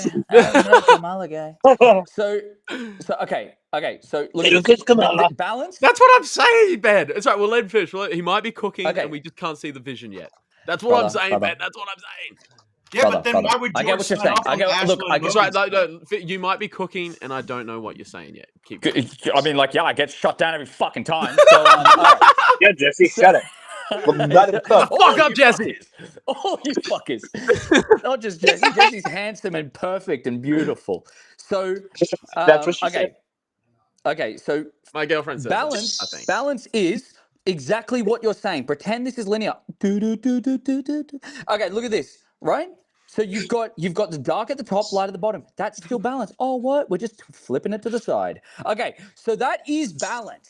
Light on one end, dark on the other. And an equal part in the middle is balance. That's right there. Because you know what? Dude, the idea of balance is 50-50. There's no fucking way you're going to get a seesaw and put it all the way to one side and expect the one person on the other side to be able to lift up and do this one. Woohoo! Not the fucking point. Like, a piece of balance is this, right? So you've got the seesaw of balance right there. Look at that. Oh, balance, that's fucking awesome. So the seesaw of life, the dark, it falls down, the light rises up, and the light rises up. But dude, the reason why you're able to have this a turn of up and down is because there is a perfect balance in the middle of the two. Now, when there are more people on the light side, it drops down, and it means that the small amount of people who are on the dark side and gone up here, they have more power because they are not able. You're shutting it out in your head. You're shutting it out. I'm gonna have to make a whole fucking video on this so you guys can fucking understand. Jesse is losing his brain cells. Balance in Star Wars. Now imagine you have a really fat person on the dark, and the dark's all the way down there, and the light side's up here. That's the balance in Star Wars. Well, no. but here's the question though: who's the fat person? Chris Farley? It's See, my dad. I'm not arguing that the balance in Star Wars is like George's version of balance is his version. Unfortunately, I think he's fucking wrong because He made it. He made it. I know, He made but it. he's also the guy who made up that Obi-Wan Kenobi was from Stu John on the Jon Stewart show. That was No. awesome. It's his thing. It's his thing. He also had Luke kiss his own fucking sister, and he had That's the whole hot. thing planned That's out. hot. I don't know Who what you're talking about. cares? That's hot. Look, it's his own sister. He found her sexy. But- He didn't know. Okay. George's I get what you mean. I get what you mean. Balance is dumb. I don't like it. If you don't like it, make your own fucking IP, bro. Like, I'm sorry. It's his IP. I just bro. stick to the Legends versions with Ashla and Bogan. You get too light, you go to the dark for a little bit. You get too dark, you Okay. go to the light. There's balance. There's the light and the dark on the seesaw of life. And you rise and fall depending on how many people are weighted on there. Now, no, what I'm saying is now the rule of two doesn't fucking exist because there's always Sith in the background trying to fucking come up, but they're just not the face. It's like, oh, you know, we've got a business and we've got these influencers, but all the workers who fucking make the advertisement and the marketing behind it. You know what I mean? Like, fucking hell, people are spreading the word. We've got the Mormons of the dark side going door to door every single fucking day being like, hey, you heard the word of Palpatine? It's like, you know, we've got people doing As somebody the work. who has read this novel so many times, you are hurting my soul. Are you telling me like? hurting my soul. What's that Are thing you at the telling top? me What's like that thing at the top? Maul and What's Savage in that the thing at the Clone top, Wars bro? are That just the says fucking hustlers? legends, bro. Henrik is losing his brain cells. It says fucking legends, bro. It says The one I legends. had left has just been like divided that many times in this fucking stream. Look, all of you guys have got fucking two brain cells fighting for third place. I'm He's telling you got right the now. idea of Ashla and Bogan, but he's trying to say that like the more people are on light and dark, like the power gets diluted. That no, what? Jeremy That's the fucked part my I'm not. brain. That's the part I don't Guys, get. just because you can't understand it doesn't mean that it's not right. We acted Alright. like politics. We acted like I'm politics. creating that's it. something. I'm Where's calling George? this the world between. I'm pulling up George. Where's George? I'm calling this the world between worlds theory. Anything can fucking exist. I don't even know if it's Here's real. the thing, though. I don't I even know agree if it's real. with Ordo. There was 50-50. Like, example, light and dark, 50-50. And freaking Oreo. If you split it in half, it's 50-50. Wait, what flavor Brother, you is that? split I an thought Oreo red. in half like that? Twisted! Yeah, you twisted. The What fuck was is wrong that? with you? Fuck this guy's Still take. got Fuck this guy's 50-50 right take. here. What Still got flavor is that? 50-50. What flavor is It's the that? Who it's does the that? Christmas version. It's the Is it Christmas, version. We get fuck all in Australia, dude. We didn't even get the Star Wars ones. Oh, We did. Yeah, we didn't. Nah. And Yeah, we why actually don't you didn't. I take was a looking guess at around. this one? Well, both time I got blue, like I wanted. Maybe Well, you're a it means Jedi. you're the dark side, bro. Okay, so Yeah, that one's red. That one's red. look at this. Balance This is is in the Christmas middle. edition. No shit, it's red. That's Balance. a great drawing of balance if you're teaching like primary schoolers. If you're teaching Star Wars, Well, you guys dude. can't fucking understand it. So, Dude, that's what I'm telling So- you. We're not developed yet. so balance is right in the middle. That's okay, 50-50. The fucking reason why this can rise and fall is because it's perfectly the idea of balance is perfectly in there. Now, I'm not saying that when he's bringing balance to the force, he's bringing it down to the 50-50 and there's nothing. No, the idea of balance in the force is that they are able to rise and fall in unison, right? When light rises, dark falls. When dark rises, light falls. The idea of balance is that you have started the next turn, that you have the ability to have balance. That's it. That's it. When you bring balance, you're shifting the tides to the other bit. And there is a period of time in which this hits 50-50. Right? There is just that is when they bring balance. But the moment afterwards, when dark is toppled and light rises, is because, well, I guess light the other side. I'm seeing everything in reverse here. So it's like when light goes up and dark goes down, there is still a period of time where they are balanced. There is still, look at this. Look at that. What? Oh my God. It's the seesaw. The balance is the opportunity, right? And now there will always be a point where they hit the balance, but there is a reason why it's constantly going up and down, up and down, and the other one follows. It just works like a seesaw. I get what you're saying a bit better. Like, you could say, like, to go along with what you're saying, like, you could say the moment where Anakin's fighting Obi-Wan and Yoda's fighting Palpatine Revenge is sort of that moment there. Like, that's the opportunity where one rises, one falls. It's just, I get what you're saying, and I want to agree with you so bad, but it's just in Star Wars, that's not balance. But why? But Because why? the light Balance. side's the balance. I've got a way better. I can't wait to I've got a clip way that. better example then. I've got the way better example than. Hit us, Sean. Hit us. So it's basically like having a kid. You are 50-50 for having a boy or a girl. It's 50-50. Not really. Yes, It's not 50-50. It's not 50-50 if you have a boy or a That girl. was a terrible analogy. Because you Sean. can also have a eunuch. You can also have you can have like fucking someone with 2 vaginas. Is that a double girl? You can have someone with 2 dicks. Like they've got a fucking. I'm so glad this is not streaming to my channel, bro.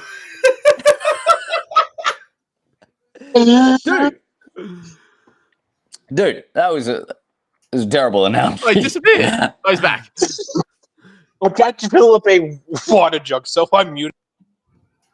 I wanted to hear the water flow. Wait, so with Jeremy's idea of balance, Luke should have just knocked off Yoda and Leia, and then he would be forced unleashed power level to knock off the bad guys. No. I get what They you're saying, because that is what it sounded like you were saying. Okay, but because I you get what guys you're have got to saying with just the like sticky open note. your fucking ears. So, okay, look at this. I get what you're saying with the sticky note, and it makes a little bit more sense.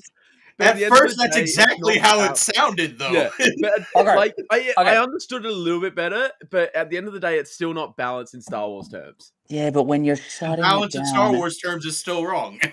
when it's being shut down, you can't. Okay, hear me out. Hear me out. No, Look no, at no. I listen. Let's start from the start. Let's start from the start. But They've still only got this amount of power. All right, they're still on the dark side, right? Let's say the light is all of this, and the dark only has this amount of power. Just because, like, they're higher up, they've got more power because they're higher up, but there's still only a small amount of people. There's still a small pool. Look at that. Look at that the little amount pool. of people doesn't matter, though. But that's what I'm saying. It does. It But it does. I'm going to doesn't. talk No, it to George doesn't. Lucas. I'm going to talk to George Lucas. I'm going to get George Lucas on my thing. My dad is George Lucas. if you I'm gonna get get George him on. Lucas, that's the day pigs fly. Bro, okay. Caught Bro, that, I'm dude. the 3rd biggest Star Wars channel in Australia. There's only 3, but I'm the 3rd. What do you mean? Bullshit. Give No, him that, absolutely Scott, he no- genuinely give- might be right. I think there's Give him only 3 absolutely Star no Wars channels context in on that. Australia. He's right. I thought he said in the world for a second, not in Australia. I misheard him. No, he's the biggest in Sorry. the world. He's 3rd biggest in Australia. Yeah. Biggest in my world. So, no. I'm not claiming This to is be the like a biggest. crack show right now. I'm the biggest. I'm the greatest. I'm the Normally we biggest try to channel. keep it to an hour. We've The done other president of the United States. The light in the dark. There's balance in the middle. flashes in and out. I love it. Let's Okay, chug. okay. Sean, before we It's wrap like it up, Biden. I Yeah, have we've a gotta wrap special this up. request. Sean, before we wrap it up, I have a special request. Can you give us like a Yoda impression? Yeah, actually I can. Which Sorry to put line you you on the want? spot, but I need. Which line you want? No, I don't even need it to be a quote from Star Wars. You can just say like "Blaw's wrong" or something. That's fine with me. Okay. Fuck yourself, Jesse. You are wrong. Nah, Jesse, Can- stay with can it. Stay with it. That's what he wanted to do. Can you do like That's- UFC style, like by unanimous decision? Blaw's wrong. Jesse won. Let's see. Like Bruce Buffer. Unanimous decision it is. Law is wrong. That was real Clone Wars. Jesse is Yoda. wrong. Ah, By unanimous decision, Jesse is wrong, and Bro is correct as always. as always. Did you just hear Look, him trying to Obi-Wan. explain balance? Hold on, guys. just because you don't have the ability to process what I'm saying doesn't mean that I'm capacity. wrong. Do we not have the ability to process it, or do you not have the ability to You explain broke it? my fucking processor, dude. I'm fucking. You know what? smashed. But Give me I a definition of balance. Wait, what was that, This Sean? looks like a weird backshot POV, Sean. I'm in my kitchen right now. I'm making something in my kitchen. He has been denied the rank of balance, but he's allowed to be on this podcast. Brother, it's a You can go fuck 50-50 yourself. podcast. I'm on here. We've got a balanced podcast. See, there's Jesse on this side, and there's Jeremy on this side. He said he's the dark side. I'm the balance. Bro, I'm on the dark side right now. No, look, I will say, Jesse, you've made some valid points this whole time. But you did not change my mind. No. I just don't. You definitely opened my mind to it. Me wanting to have it exist more, but I will say the only point of contention that I really can't get over, and it wasn't able to, with lore wise, I wasn't able to get over, is the fact that they were able to pull Ahsoka out. That's it. That is absolutely it. Like, I want to see more of World Between Worlds because I think it's a cool thing, but like, same time, man, I just it shouldn't exist. It shouldn't exist if you're able to pull people out. That's just like my biggest thing. But I've got the question though for Jesse though. Yes, sir. What's going on? Would you rather have had Ahsoka die from Vader or from Order 66? Oh, if she had to die in one or the other. Yeah. I think it's more meaningful if Vader did it, but So hashtag Vader should have killed Ahsoka. no. Yes, thank you. That's what I'm hearing. I think no, I think it's more meaningful, but Which is the argument we've all made for that. No, I'm saying if those are my Master two choices, kills the apprentice. if those are my two choices, like it's between Order 66 and Vader. Obviously, it's more meaningful if Vader does it. I still don't think it should have been either, but. Imagine if all that training Anakin put her through with the clone troopers and Tales of the Jedi just failed. I know, you see her die in Order 66 and then we get the Tales of the Jedi flashback where he's trying to teach her. She goes to do the exact same move and just gets fucking riddled with bullet holes. Jesse just keeps stunning her. That'd be pretty funny. But here's the look, thing, guys. though. Legend, I Ben. agree, Thanks to Cup though. of through, dude. You're fucking gold. Thanks, bro. Oh, balloons. Balloons for Ben. Oh, balloons. Yeah, I was pasting some balloons for him because I want to get blown. And look, I think Blowing by World your Between girlfriend or Worlds? something? Oh, Jesus. maybe, or Jesse. I don't know. I've been waiting for Jesse. Look, okay. World Between Worlds argument. We haven't gotten anywhere. It's just kind of everyone stayed the same way. We don't agree. It's a terrible decision. Jesse thinks he's right. He's wrong. He's always wrong. No, Jesse, I completely get your point. I think I can't. That's the only thing I can't get over. I think that's sort of what it comes down to is Sean just keeps fucking disappearing. If you can sort of see through her living or not. But I don't think that's something you can really convince people. Yeah, big time. Big time. Well, far out, man. I think we might have to call it there. I think we might have to call it there. Call it there. That's a big episode. That was a fucking It was a big episode and very funny one too. Yeah, you had fun. It was good fun. Good fun. Thanks so much for joining, guys. That was appreciate it. cool. Thanks you. Yeah, of course. Through. Darth Christensen, your lack of presence has been noted. I thought I was going to have a teammate, but that's fine, dude. No, Okay, then let's go just jot his noted down in the notepad. Yeah, no, it's been noted. It's been noted. Yeah, it's been noted right here. Yeah, Yep. boys. Cheers for being on my side. Cheers for being on my side. You know, like I mean, it's great to prevail through the trust of the community. I think I was with you till you started explaining fucking balance. Then you lost it. bro, hear me out. Hear me out. No, we've done. We've No, heard. no, We have no. heard. You have been heard. Balance is in the middle. Balance is in the middle. There's light and dark on each side. Oh, And you know what? I'm going to bring this fucking post-it note. And I'm going to bring this post-it note to the Star Wars celebration, and George Lucas is going to be there. And the third biggest Australian Star Wars YouTube channel is going to go over there and do an interview with George Lucas.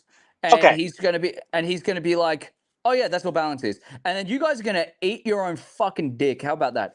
because you that is guys what are balance all- is, just not in Star Wars. I don't think they would dicks are long enough for that. Mine's definitely not. But like, I know Jesse's is. Jesse's is enough for all of us, to be honest. How do you know? Have you seen it? Have you seen it?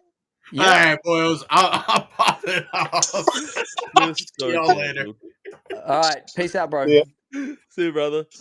All right. Yeah, we're gonna have to back out of here.